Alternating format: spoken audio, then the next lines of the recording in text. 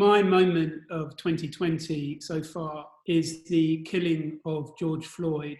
And just pausing for a moment, it seems like a much longer time ago, doesn't it, than the 25th of May. On the 5th of May, just less than 3 weeks before that, a video had emerged of another black man being killed when he was jogging. And it was only 3 weeks later that we saw the video emerge of George Floyd with an officer killing him by putting his knee on his neck. The reason I think the impact of this is so profound, firstly, that had George Floyd not been killed, we probably wouldn't know his name. Had he simply been injured, it may not have had anything like the impact it had.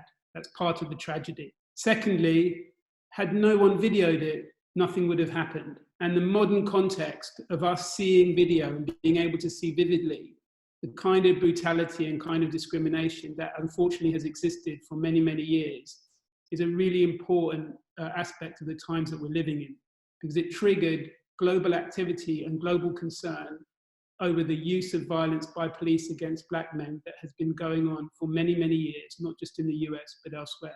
Was that on the 8th of June, IBM announced that it would no longer be supporting police forces using its facial recognition technology. On the 10th of June, Amazon said the same.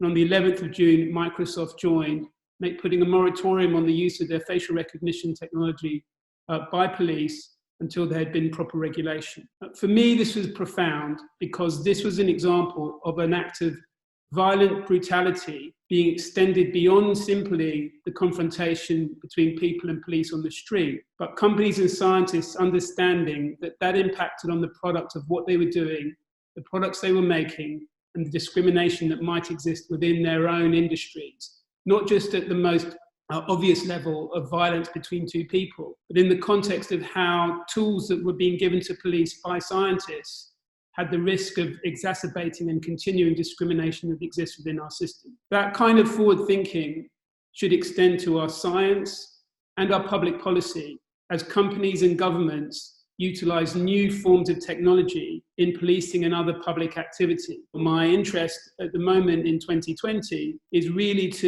for us to focus on how we, in our professions, but particularly in the context of science and those developing products, incorporate the kind of anti-discrimination approach that the world is calling for, that eradicates inherent and institutional biases in the products that we've been making to ensure that they don't play out in a modern way as they have in the past in the traditional forms that we've seen.